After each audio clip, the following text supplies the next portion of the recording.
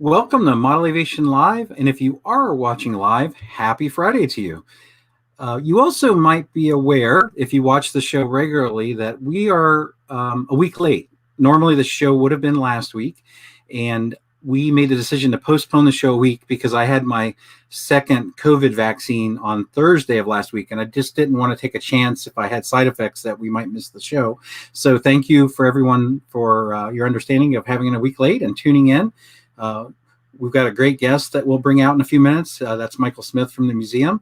But first, there's a few bits of information that I want to share with you. And the first thing that I want to share with you is that I'd mentioned this previously when we talked to Pat Tritle, that we are working on an article about Reginald Denny. And about in 2019, I did a review of a book written by his granddaughter, and it's called The Prince of Drones. You can see it there. It was reviewed in the magazine and worth a closer look. It's a really interesting story about his history in the movies. I mean, he was involved in the movies back when they were, silent films, and then moving to what at that time they called talkies, when there was, speech, obviously. He has been in Batman, the 1960s Batman. He was in the Batman movie. He's been in a Alfred Hitchcock film. I mean, he's been in so many movies. So it was really exciting because he's also, or was also, a modeler. He even actually owned a hobby shop. And we actually, in our museum, we have one of the signs from his hobby shop. And he got really involved with target drones. He wanted to use model aircraft to be target drones. So he worked very closely with the military and developed an airplane called the Denny plane. And we also have one of those.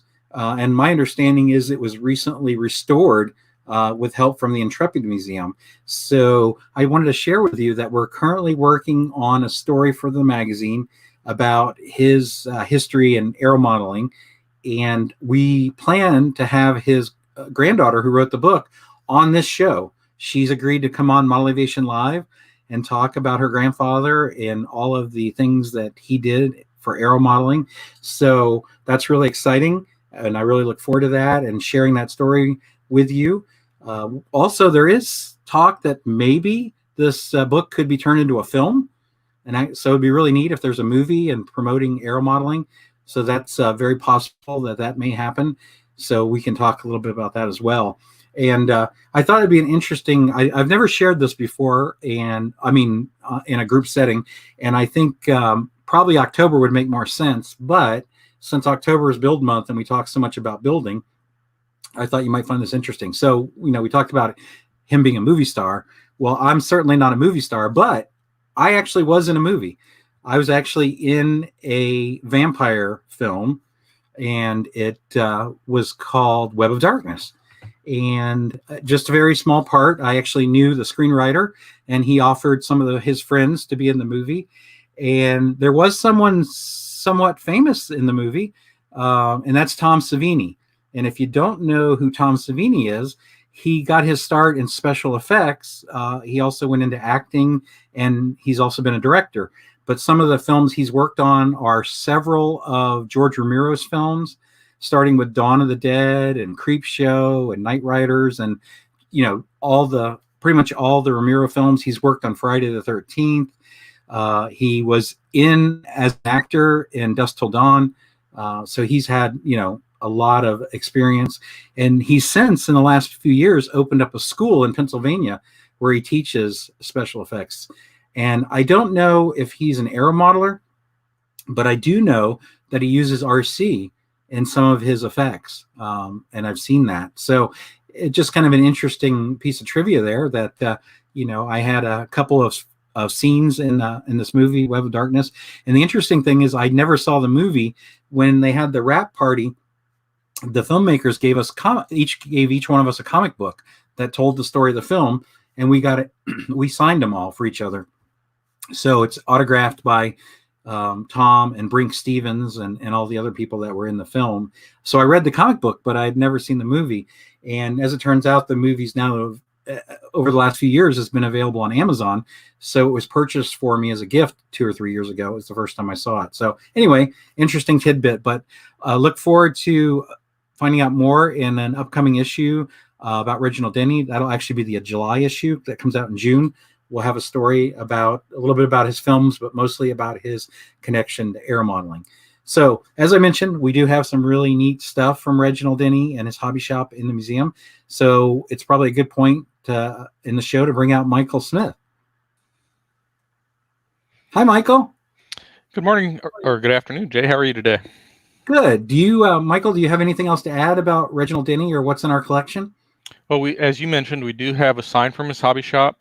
We do have one of the Denny planes that was built, and the volunteers at the Intrepid are restoring it. They're kind of backdating it. It was not per the original design, and it was also covered in monocoat. So they made some backdating modifications to the tail and recovered it with the silk and dope to kind of put it back into the era when it would have been originally built. And then we do have the OQ-2A, the World War II target drone with the counter-rotating props. We do have one of those in the collection and on display as well. Well, we brought you on today, Michael, speaking of the collection, because we wanted to share with the viewers a little bit about the virtual experience. And also, if they come to AMA for any events, to kind of give them an idea of what to expect as far as when the museum's open and, if there's been any changes to the museum. So maybe the best way to start out is to talk a little bit about when it's open. When is the museum open, and when can people visit? What are the hours? Right.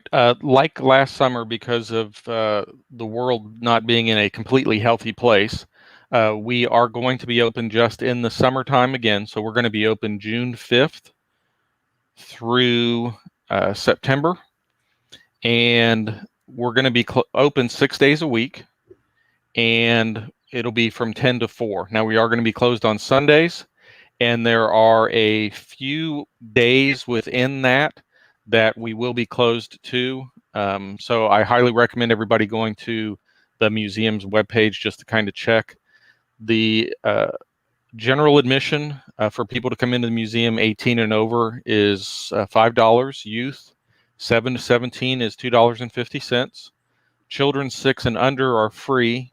But of course, as always, all AMA members and museum patrons get free admission to come into the museum. Like I said, we're going to be open. Primarily, it'll be 6 days a week during that time block from 10 a.m. until 4 p.m. Now, those that won't make it here, I mean, obviously we have members not only in the U.S., but outside the U.S., and maybe they're not able to make it. There is a virtual tour, a virtual option, and you're going to take us through that a little bit and show people what they can expect to see there and how to access that, right? Correct. That's one thing that we recognized for a long time, is that a lot of members were never going to be able to get to the museum, get to the IAC to fly. And so we were always looking at ways that we could try to bring the museum to the members. Plus, we also, as you kind of mentioned, we also have interested aero modelers all around the world. And we have one of the, the premier collections available about the history of model aviation for people to see all in one location. And so we'd get research questions and so forth from people around the world asking about items in the collection or information from our research library. So we had always wanted to have another avenue that we could bring the collection to our members and to aero modeling enthusiasts. So the virtual tour was really one of those main goals, as was what we call the digital collections. So these are two things that we kind of have that work in concert. And for a visitor, if they go to the AMA's website, they can navigate to the museum's virtual page, the virtual tour page, and that will take you then to an area that allows you to kind of walk through about 16 nodes that are in the museum. And what you see here is the first node that is just outside the museum. And then this leads you into the gallery itself. To your left, you see kind of our exhibit on the early years. So this is aero modeling before it really became a hobby. This entire exhibit is actually being updated. So for visitors who will come in to see the museum, there's some things, if you go through the virtual tour and you see some things that are in the virtual tour, when you actually come on site, things have changed since we took these pictures. But the virtual tour kind of walks you through the 16 different nodes, the different areas that you have.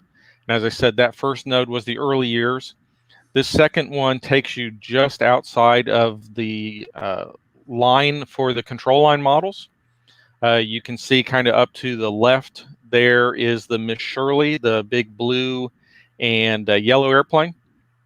That was really the first control line model by Obis St. Clair.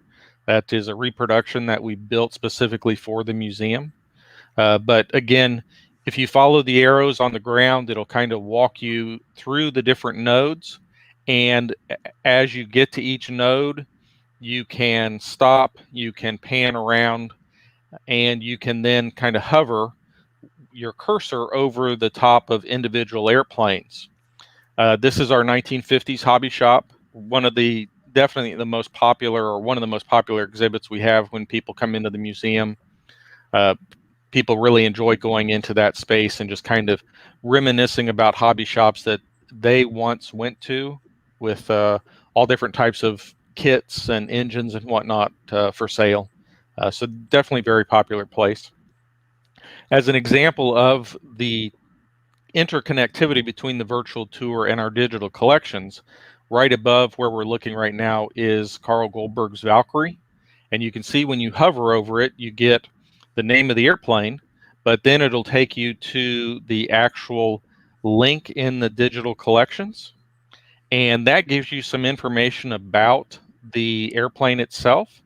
It also gives you some information, and depending on the case, it gives you some additional images that you can click on to kind of learn more. You can see there, so it will bring up a tail view of the Valkyrie, and then we've also got kind of a side view of it, just to give you some other views of the different airplanes as they are in the museum. It'll also take you on the bottom of that page. Generally, it will take you to some of our other, again, interconnected links. The museum, we have a lot of different things in terms of information. One of them is our history project. And so we've got biographies on over 1,000 modelers, to include Carl Goldberg. So this will take you to the biography so you can read more about Carl Goldberg. On the top of this biography, you also saw there was a link to one of our flybys. We did one of them on Carl Goldberg's, one of his airplanes. So you can click on that, and that takes you then to, in this particular case, the Zipper. So you can kind of learn a little bit more and see the airplane itself. So again, we're trying to bring a lot more of the museum experience to and through the virtual tour. And so again, we've got the kind of the walkthrough, and we can kind of then go a little bit just to kind of give you a feel for the other parts of the gallery. So this is kind of our scale area. So you can see an assortment of all three disciplines. The way the museum is laid out generally is we've got the control line area, which you already saw. In the area where the hobby shop was, that's kind of the free flight area. Behind the scale area that you see now, we've got radio control. And then, as I said, all three disciplines are kind of presented here. We also have our engine collection, which is in the cases that you see right here in front of you. And those are the lineup of the engines from the different manufacturers. On this side, we've got primarily engines from overseas. And then in the cases to the right, we have our engines from the United States. And this runs kind of the gamut in terms of engine types, from internal combustion to, we've got pulse jets, there's compressed air motors there's JetX, and We've also got a turbine kind of on display. And then if we move a little forward, we've got our helicopter exhibit that's right there to our left, and then that covers the wide variety of helicopters. We've got Schluters, early Cobra, to some of the other more modern helicopters, and then to the right here we've got our radio equipment case. Now, I do want to point out that if you're looking at something here in the museum, or if you come to the museum, a lot of times we'll have people comment that, well, you must not have this radio, for example, or this engine. We do have quite a few things that are back in storage. We do rotate things around. So while we might not have a particular radio or engine or whatnot on display, we might have it back in storage. Again, if people are doing research too, we've been contacted and we can pull radio pieces out and take pictures and send that to individuals who are doing research. And then right above this radio equipment case is a lineup of pylon racers as well. And we have one of the last cages that was used for the pylon races before they changed how that was set up. So that's what's the pylon racers themselves are rotating on. Hey, Michael, I've got a quick question for you. So when we're looking at the radio case, we can see Post-it notes, or maybe it's not clear to people, but there are Post-it notes stuck on the radio case. Can you explain what that is? This is a different type of interactive exhibit in that this allows people to write down on a Post-it note kind of memories they have. A lot of times we get people where they'll say, oh my goodness, that was my first radio, or I was so happy to see this. This was the radio my dad taught me to fly on.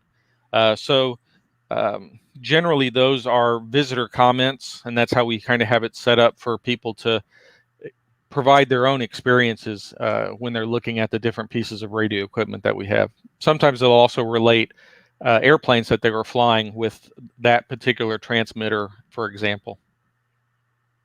We also have received a question in the comment section asking Michael, what is your favorite piece in the museum? Oh, goodness. That is a very tough question. We've got so many different amazing airplanes that have, I mean, every one of them has a different story. I guess one of the ones that I would pick out is actually one we were going to highlight when we get to the next part of our little talk here, and that is the Bing Autoplan, the airplane from Germany. That one is kind of got a multitude of unique stories, which I think is one of the reasons I think it's kind of neat. When we get to that part, I'll elaborate a little bit more on that. But I would have to say the Bing, it's a compressed air airplane made about 1914. So it's actually the oldest original airplane that we have in the museum. I've seen that firsthand. It's definitely impressive. So please continue. Is there more of the tour that you want to share? Well, I thought what we do next is, again, that as a visitor from your own couch or your own home, that walks you through the virtual tour. So you can kind of see the whole museum. But the other way that you can engage with the museum's collection is through our digital collections. Again, when you click on different parts of the virtual tour, it'll take you to some of the pages that are in the digital collection, but you can also search this yourself. Now, what this is basically the museum's database. So these are objects, these are actual airplanes, they can be books, pens, things like that are in the collection. Now, everything we have in our database has not been posted yet to the online, what is visible online for visitors, but we do have quite a few things that are out there for people to look at. Now, as I said, from just this section, you can see there are different categories that you can just kind of click on and you can just explore. But if you go up to the top of this page, there are different search features. So you can do just the keyword search, for example. And as I mentioned earlier, if we go here and we type in Bing, that will bring up our compressed air airplane. And that particular airplane, so you can see we've got 2 items there, and then it brings up the airplane itself. We had always wanted a compressed air airplane for the collection because in the early days before internal combustion, compressed air was basically the alternative to rubber band. And so when people had compressed air, that was a novel thing when they came out to the field with these. And there were a number of companies that produced them. And so we wanted to try to have one for the museum. And we'd actually been looking, and we have some compressed air motors and tanks. And we'd even contemplated potentially fabricating a reproduction or something for us. But strangely enough, and this goes back to why I kind of like this airplane too, I was contacted by a gentleman who they had a family story and they had this airplane that was in the attic, and or at least they were told it was an airplane. They wanted more information, so they sent me pictures of it, hoping that I could help identify it. And once I looked at the picture, I realized that right away this is what this airplane was. So I sent them all of the research that I had gathered myself, and I said, "Oh, you have this amazing find. It's a tremendous airplane that you've got." Unfortunately, it had not. I mean, it was made in 1914, so the fabric was all gone from the wings. It had gotten a little worse for the wear, but in the process, I kind of mentioned we would be more than happy to give it a home if the family so decided. And a few weeks later, we got a contact back, and they said they would be interested in donating it to the museum if we restored it, which had been our intent. So we got the airplane. We had the airplane on site, and we actually had it on display in its original form. I want to say for maybe a year as we worked to have it restored. And then we worked with a conservation lab up in Cleveland, and we took the model up to them. They cleaned the metal. We worked with them on the fabric. And so they replicated that. The fabric's actually stitched onto the wireframe. The only thing that is not original on this airplane is the flying and landing wires. Those had actually been folded as the airplane had been disassembled and stored. So we did not end up, we could not really use those. If we tried to straighten them, they were just going to break. So we replicated those, the conservation lab did. We still have those original flying and landing wires in the collection. But as I said, that's not on the airplane. But the airplane now is actually on display when you first come into the museum. We've retrofitted a different display case than what you actually see in the virtual tour. So it is now almost the very first airplane you see when you come into the main gallery, and then actually suspended above it are 2 reproductions of 2 very, very famous early twin pushers. One is Cecil Pioli's A-frame, and then the other is Fleming Williams T-frame pushers. So very famous. If you were flying models in the late 19 teens, 1920s, you would immediately know who these 2 modelers are, and you would know who these 2 twin pushers would have been. So going back to the one individual's question, that's one of my favorite airplanes that we've got. But to kind of go from here then, as I said, this was our general search. So our keyword search, our other avenue we can go is also with the advanced search. And this gives you the opportunity to kind of look at some more terms and so forth that you can look for. Here, kind of going back to what we were doing in terms of Carl Goldberg, we're going to look for the zipper here, and that'll bring up a number of different items. But the zipper itself is obviously very, very famous in terms of aircraft by Carl Goldberg, the pylon-mounted free flight model. This is actually the prototype. The kitted version actually had a more round fuselage as opposed to this diamond shape one that was his prototype. You can kind of see here. But again, with the digital collections, we tried to bring a lot of the different things that the museum that we've done in the museum uh, to the forefront. So we interconnect a lot of these things. So you don't just see the airplane. As I said, you can scroll down here and you can actually watch the flyby that we did on the zipper, where we talk about the airplane itself. We talk about Carl Goldberg. You can also then, as we saw earlier, you can go and read the biography. As I said, we've got over 1,000 biographies of different modelers. And a little sidestep here, if you are interested or you have a friend who's been a modeler for a long time or a family member, we're always looking for biographies. We get contacted by people that will say, oh, my grandfather, I knew he flew airplanes. You wouldn't by chance have anything on him? Well, lo and behold, sometimes we do. We have individuals who have submitted biographies. And so it's nice to be able to uh, have that information that we can share. Some people write biographies that are a page. Other individuals write biographies that are almost a book.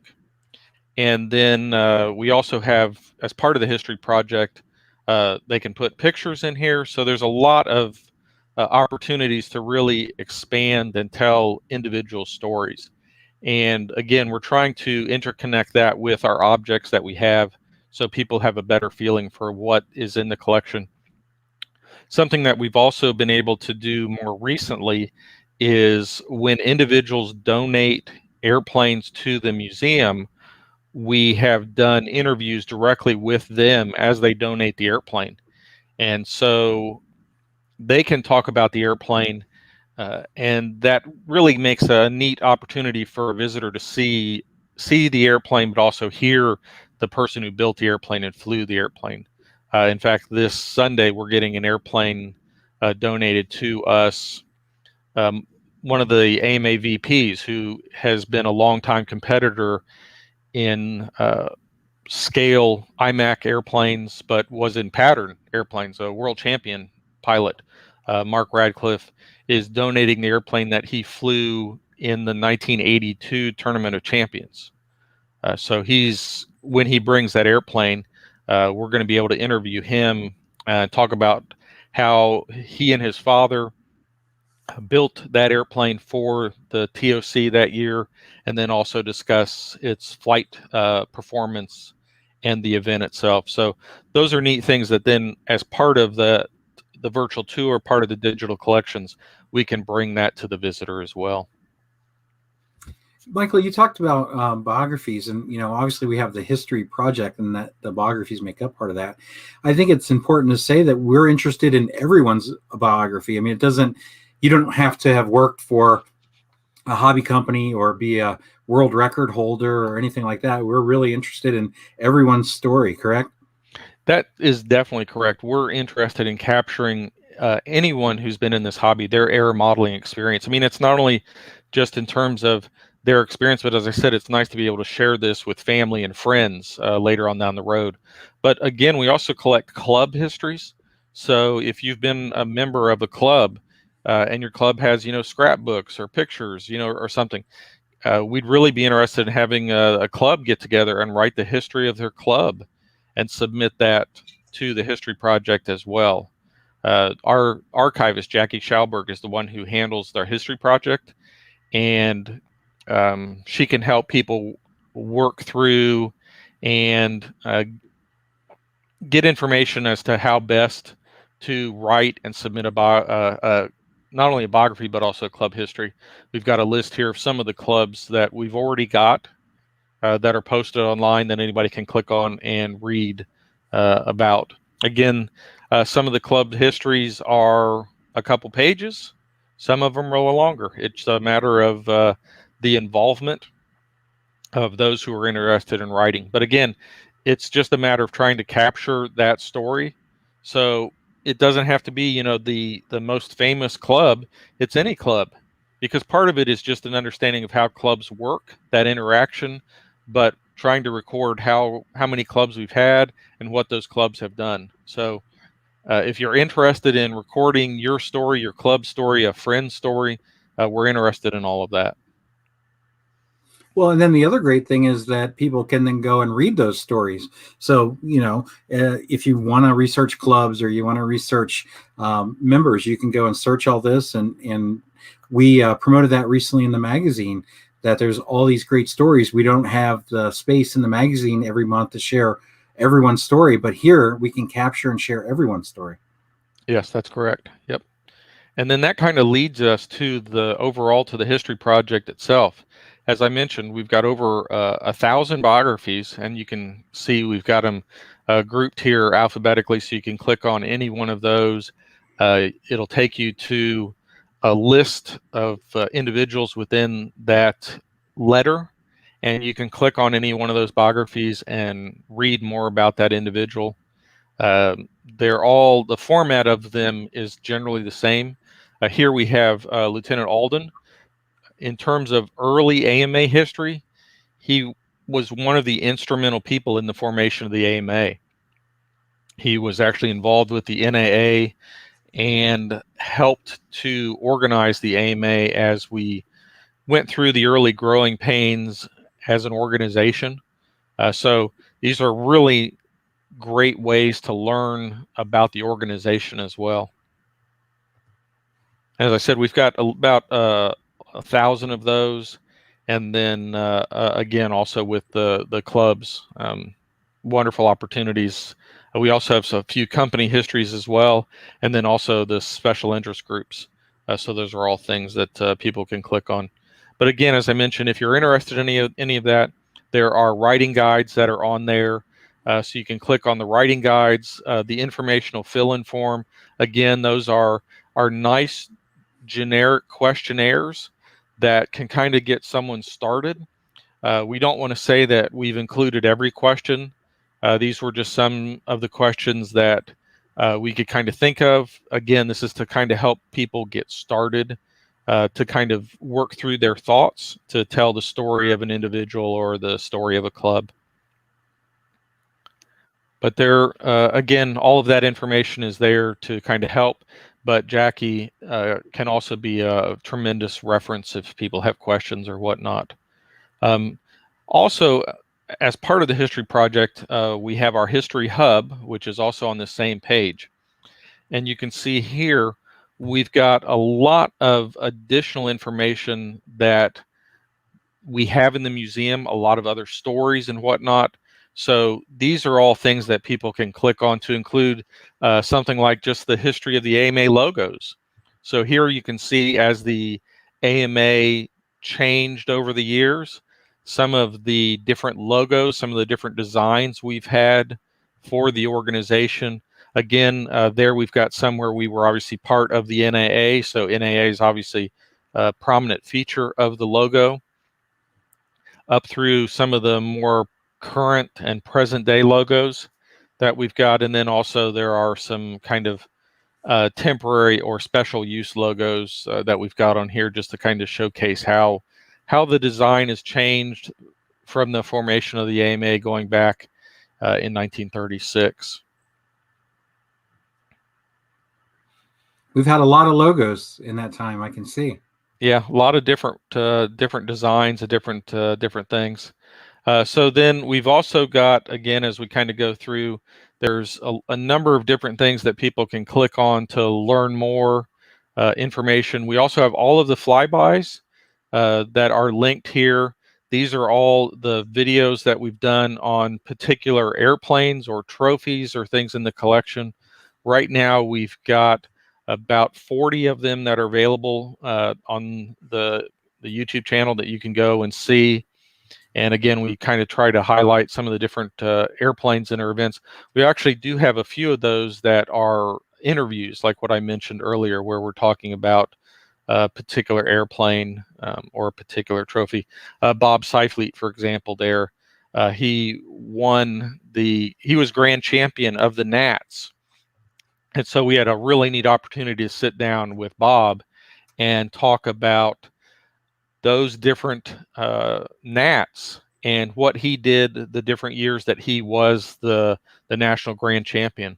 So again, those are neat opportunities where we actually have the person telling their story. So it's not just us recounting information that we've been able to get in terms of research, but we have that first-person experience. So those are also, as I said, included on there, and we hope to be able to do more of those as time progresses.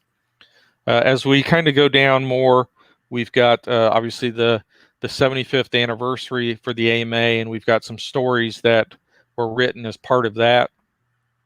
The history moments that you see, we've got some pieces there. We also have the films that Jay Gerber did for the AMA. You can click here, and this will take you to all of those films that Jay did. Some great history here. In particular, one that's really neat is the Pioneers. If you're looking for history, this is amazing. This is actually Walt and Bill Good talking about their experiences. Here they both are in the film, and they're interviewed about their experiences. There's some great old footage of the Big Guff and them flying the airplane. So wonderful stories that you can click on and watch these movies that Jay Gerber did for the AMA. I think it's important to note that our studio is named after Jay Gerber, and he was involved with NFL Films for a very, very long time. And he's been a really great resource for AMA and helping us, move forward with our videos and move into the digital age, if you will. And that's why we named the studio after him. Yeah, it's funny you mentioned that. If anybody is familiar with any of those NFL films, if you watch these movies, the gentleman who narrated NFL films is the same individual who is the narrator for these. So definitely Jay was able to benefit from his knowledge from his other programming that he was doing. But again, being able to watch like the Pioneers here, these films that Jay had put together, are really a neat opportunity to see first-person histories. The other thing that I'll point out also on that history hub that we've got is all of the NAT scores. Well, I shouldn't say all of the NAT scores in terms of going back to the NATs in the 1920s. Now, organizationally, we do not have all of the NATs results. So what we have done is we have gone back to the best of our ability, and a lot of times this involves research in the magazines and going back and trying to find who won the different events and what those events were. Now, sometimes those magazines will only list the winner, or they'll only list maybe the top three. Sometimes they'll list the winner in junior, senior, and open, but won't list any of the other, the second or third place. So to the best of our ability, this provides you with a lot of the data for the different events and who and what the scores were and who the winners were. But all that is also all there.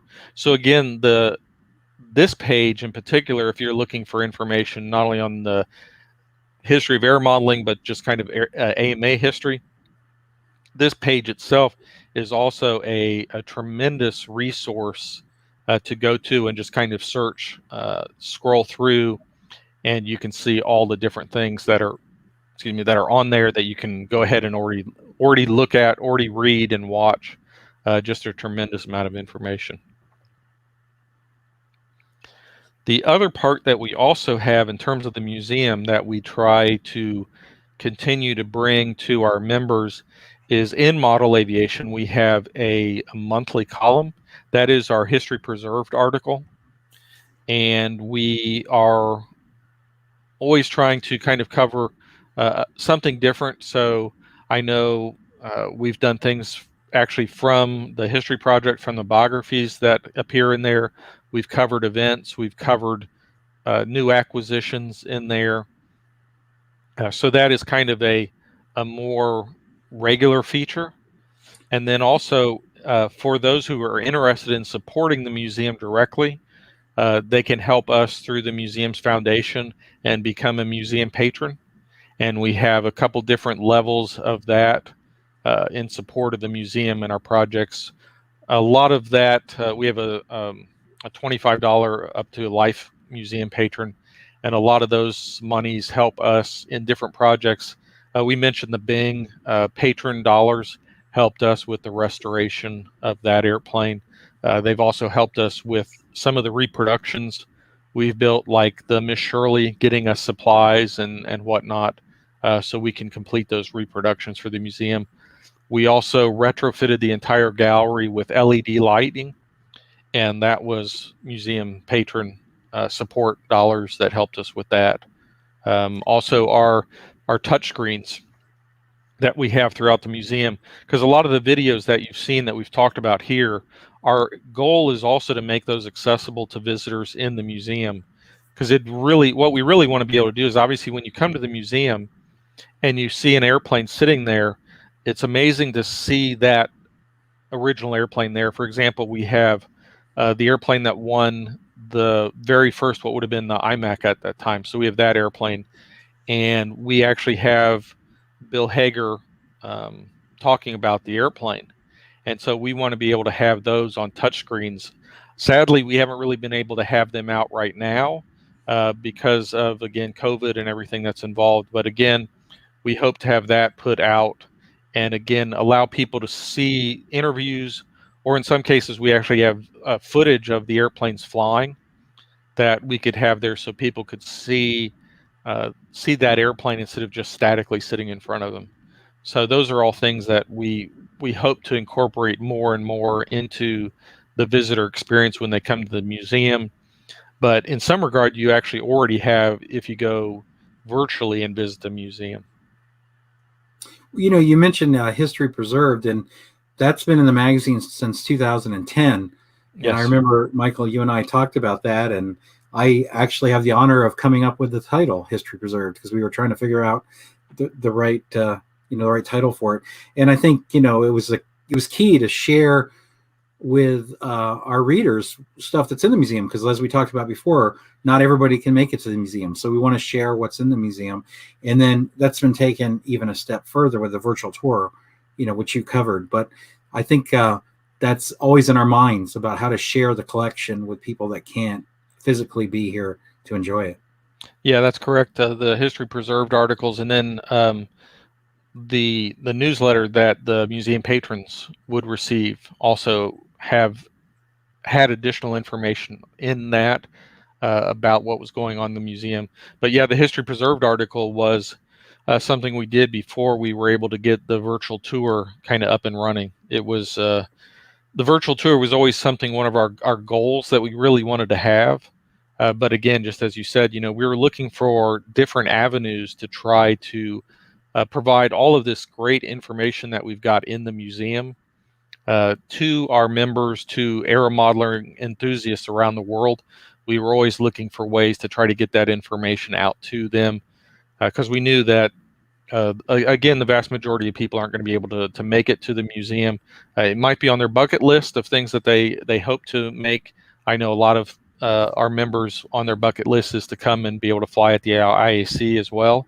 But year in, year out, we know that they're probably not going to be able to come, especially as we get new objects and things like that. So if we can share those airplanes, those trophies, things like that, that are new acquisitions that we cut into the collection, share that with our members and, as I said, air modeling enthusiasts around the world, I think it's a wonderful way that we can continue to do the best of not only preserving air modeling history, but presenting it to those who enjoy that history.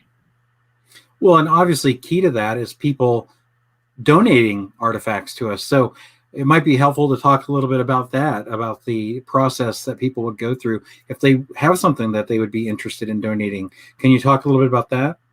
Certainly. We'll kind of break it down. The first ones we'll look at is books and magazines. We get a lot of people, in particular, with magazine collections. And in the museum's research library, we actually have, our magazine goes back to the 19 teens, and we probably have close to 30,000 magazines. And we've got a lot of different of the titles. And so generally, we don't need runs. We don't need, because like myself, as with a lot of modelers, we collect model aviation or RCM or flying models, and we might have 6 years worth of them.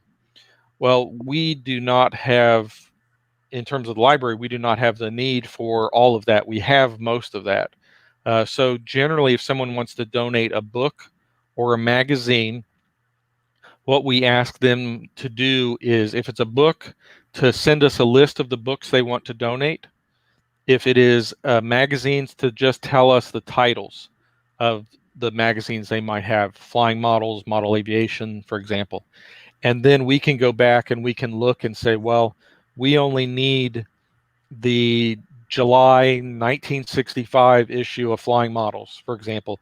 Our copy is not great. It's missing the cover, for example, or something like that.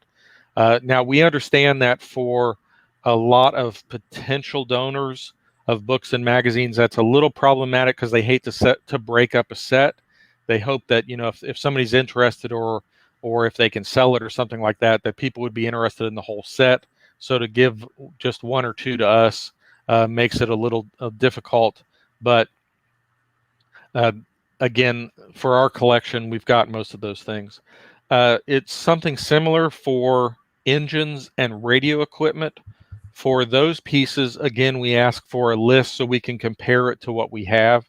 We really do not have space for duplicates or a lot of duplicates. So we'll compare the pieces that are offered to us with what we have in the collection, and then we can kind of narrow it down and see if there's an engine that we might be interested in for the collection. Some of the other things that are kind of related that I'm thinking are pins and buttons. Those are things that we also compare to the collection. Now, Well, sorry. I was just going to say, people are probably thinking, you were saying, reach out and tell us what magazines you have or books. How would people reach out? What would be the best way to reach out? The easiest thing is just museum@modelaircraft.org. That is the general email that they can contact us through. Um, that will come to us, and then we can kind of figure out what is the best way to get back with them and answer them. But that's a good starting point.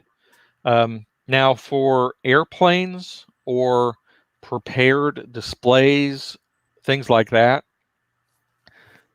Oh, I should say kits. Kits are the other thing that also, if someone is interested in kits or model airplane plans, those also, if they send us the list of what they have, we have an extensive kit collection, and we have what has to be one of the world's largest plans collection. That fortunately we're able to sell a lot of that through the AMA Plan Service, but the plans themselves are in the museum's archives. That we scan and then sell. And I think right now we have 16,000 plans that we have. And we just kicked off our new web store for the plans not too long ago, which really is a tremendous resource to be able to go through, find airplanes that you're interested in, and actually click on the airplane itself and see what those drawings what they look like. So if you see something you like, you can kind of decide if that particular plan has enough detail for you, and kind of go from there. So the plans web store, again, we were very excited. That was something that we had been working for a very long time, simply because of the sheer volume of plans that we had. It took us a lot longer than we had hoped, but again, a tremendous resource. But kind of backing up then again, so if someone wants to donate an airplane or a prepared display, on the museum's website, we have a location where there's an artifact submission form. The museum has a committee that meets quarterly and reviews aircraft that are offered to the museum. So the artifact submission form has all the information about the airplane that we ask a potential donor to fill out. And really what we're looking for, generally, I should say, are key developmentally significant airplanes. So, for example, if you're looking at, say, radio control pattern, what were those designs that marked a specific period in time? What were specific features that emerged that were representative of those airplanes at that time? And so that's kind of what they look for, the committee does, in the submission form. And the submission form you can fill out directly online. And again, it asks you those general type of questions. And what we then do is we kind of make that and develop that as a package that we then present to the acquisition committee when they have their meeting. As I said, you can fill this out directly online, or you can also print it out if you so desire and mail it to us. The only other thing that the committee asks is a current picture or two. Again, it's kind of a matter of submitting information, but a picture of the airplane, so the committee knows exactly what they are looking at. They also use that to kind of, well, let me say, we use that first of all to help us determine for the committee how that airplane would fit into the collection. So the committee looks at the airplane, looks at the museum's current collection, and kind of decides and votes. But the other thing we look at is how the present condition of that airplane is, if that airplane is going to require additional work, restoration work, things like that. That sometimes goes into the committee's decision as well, whether they feel that maybe it's something that we'll need to work. If it's something we really want, how can we work with a potential donor? Or is it something we're going to need to try to work with other individuals to restore the airplane if we need to? So if someone's interested in donating an airplane, as I said, we're looking for that artifact submission form and a current picture. And that picture can be emailed to us again at museum@modelaircraft.org, and we'll just tag it then with the submission form when they present it. I think, Michael, it's important to point out that, we'd love to take everything. I know sometimes maybe a family member passes on and the family wants to give us all their airplanes, and maybe it's 12 or 15 or 24 airplanes. But the fact of the matter is we just don't have the space to display or store them. I mean, what would you say, Michael, ballpark, how many artifacts are currently part of our museum? Oh, goodness. We probably have more than, easily, I'd say more than 10,000 objects that are in the collection. Again, a lot of things are not, as with most museums, a lot of things are not on display. We rotate things around. It also allows individuals who are doing research to, look at particular pieces and things like that. But yeah, sadly enough, we can't collect everything. For example, trophies. Every year you look at all the trophies. A perfect example: the Plymouth Internats. You look at the awards banquet for each one of those years when they had when Plymouth held that event, and you look at the trophies that are on the table in front, and I mean there are 100+ trophies up there. We can't collect every one of those trophies. Every one of those trophies has its own story, not only in terms of the modeler itself or himself, herself, who went to the event, because they had to pre-qualify to get there through their more regional Plymouth air modeling events, the airplanes they flew. So, we can't collect every trophy from every year. So again, we try to collect a sampling of those different trophies. And it also goes through the same case for individuals. For example, Carl Goldberg. We've already looked at a couple of his airplanes. Even as we know ourselves as modelers, I mean, just look behind you, Jay. How many airplanes do you have? I mean, how many airplanes have we all gone through as we've flown and participated in this hobby? And for famous modelers, they're in the same boat. And so if it is a particular individual like Carl Goldberg, what we look at, what were the airplanes that he was very famous for? So we have, his prototype Zipper, we have his sailplane. but we can't collect every one of Carl Goldberg's airplanes. Not every one of them was a significant world-changing airplane. Some of them, like everything else, were just another airplane that he enjoyed and went out and flew. So those, again, are all things that the acquisition committee really has to sit down as they review these things and give it a lot of thought in terms of the airplane, its significance, not just, whose name is on it, but what was significant about it, and what do we have in the case of like the Plymouth trophies. Someone wants to donate a Plymouth trophy. Well, what do we already have in the collection? Unfortunately, we might not be able to accept another trophy or example, something like that. And sometimes, once in a while, we do have an airplane. This happened one time where we did have an airplane in the collection that was a reproduction. Well, I shouldn't even say it was a reproduction. It was built from a kit, but it was just an airplane that someone had built of that model. But then it just so happened that we were able to actually acquire that individual's actual airplane.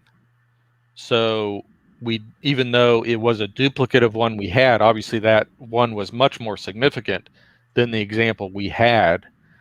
So we accepted the other airplane in the collection. So those are all things, again, that the committee has to think about, has to review, has to decide about. So it's a pretty tough call for the committee. It's something that every time we have a meeting to review things like those airplanes, it's something that the committee members really take a great deal of time and thought to decide on. Michael, does the museum have a wish list of things that we're actively seeking? We do in some regard, and again, it's on the web page, on the donation page. We have a general information page about the process of donating, and we do have a wish list on there. But one of our problems is, and this kind of goes back to the museum itself, our hobby is so diversified. There are so many different facets of it that we know some of the things that we do need. But in some cases, there are pieces that we simply, because we have not necessarily lived and breathed a particular event in a particular moment of time, we might not know exactly a piece that we might need. So we have tried to select, and as you can see here, there are some things in there that we are looking for, but there's a lot of stuff that I know we aren't even thinking about that is something, or pieces that we do need for the collection. There are whole examples, like I know we don't have any control line speed, and it's just now completely escaped my mind. Goodness. Well, there are different areas and so forth that I know we don't have examples of. So again, it's trying to work with individuals to further develop the collection. I know the National Free Flight Society is just recently started a history committee, and we'll be working with them very closely here to evaluate the entire free flight collection and see if, again, there are parts that are missing that we might need. I think another important component of the museum that we haven't touched on is there's also a store. We have a physical store if you visit the museum, which you can buy AMA products and books and videos and whatnot. But then that everything from the store is also available online, and people can purchase those items and have them shipped. Yes, that's correct. We have a nice web store that you can go to and see all of the AMA, the logoed merchandise, things like that, and purchase, and have shipped to your home. I know clubs also will make club orders where they'll buy AMA logoed hats and things like that for the club. So yeah, that's all available. But So, sorry, go ahead. go ahead, Michael. I was just going to say, again, with the museum, we're going to be open here this summer. So if you do happen to be coming this way, passing through, and have the opportunity to definitely swing by, we're going to be open again from June 5th through September. And so if you get a chance, definitely come by, see the museum. We'll be open from 10 to 4. There are, as I said, a few days that we will be closed. Off and on in that. And so I definitely recommend, if you're going to come visit the museum, to check out the museum's homepage just to make sure that that day we are going to be open, or call ahead to check out just for sure. But yeah, you can see here the days in green are the days we are open. So as I said, there's a few days during that time period that we're going to be closed. We are going to be closed on Sunday. So this is, again, Monday through Saturday. So keep that in mind if you're going to be in town. But definitely, we encourage everybody to come out and see the museum, see the collection, and enjoy the history of air modeling that we have on display. Well, the museum's, it's absolutely fabulous, and everybody raves about visiting it. But I was going to ask you, Michael, from your viewpoint, of course, everyone's different, whether you want to read all the information or how much time you want to spend. But ballpark, if someone's never been to the museum and they're maybe coming to an event, or they have a little bit of time, what do you think would be realistic for someone to go through the museum? How much time do you think, on average, someone would want to set aside to really enjoy the museum? I would say block at least an hour to walk through and see what we've got on display. I know we have some visitors who come and they're passing through town, and they basically say, oh yeah, we were on our way over to the Air Force Museum, for example, and we knew we were going to be here, so we thought we'd swing by and stop in. And then pretty soon they're up talking to Wendy in our store, asking for some place that's close by for lunch, because they want to come back after lunch. So now, their 1 hour has turned into a morning and an afternoon. Again, it depends on your level of interest, and also a lot of times how much you've been involved in the hobby. Sometimes we see, if somebody's been involved in the hobby a long time, they come in and they'll see, oh my gosh, I read in the magazines when I was a kid about Carl Goldberg's zipper, and here it is, and I get to see it. So you have that experience, and some of those people, like I said, easily will spend much more time. But I would say comfortably just kind of give yourself an hour as a starting point. And as far as I know, Michael, just in case people are wondering, photography is fine in the Yes. museum, and I think even limited video is okay. Is that right? Yeah, people can definitely come in and take pictures, and they can walk through with their phone or their video camera and take film.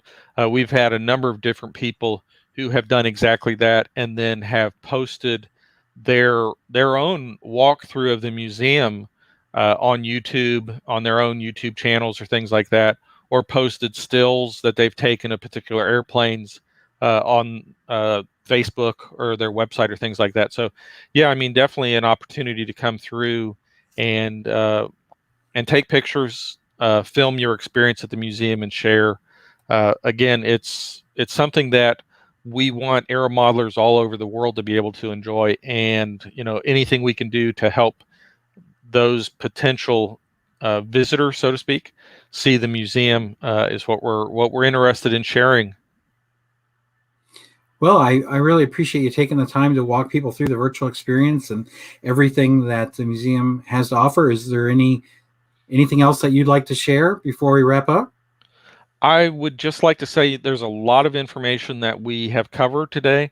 There's a lot of information that we have on the museum's website. I'd encourage people to go check out the virtual tour, go check out the History Project page and the History Hub. Um, just a lot of great information, again, whether it be text, stories, but also film and video. A lot of time you can spend and kind of get lost in the history of air modeling. Absolutely. I love going over to the museum, and, from the first time I visited it 13 years ago, but it's fun just to go over and walk around. There's just so much history there. So I hope everybody certainly does the virtual tour at the very least, and then hopefully you can come and visit it. So again, be sure to use all those resources. Appreciate you taking the time today to talk to us about that. And I want to remind everybody watching that our next show will be in May. It's going to be on May 21st. So we'll look forward to that. And thanks so much to you, Michael, and thanks for everyone tuning in. And we'll see you all again next month. Pleasure.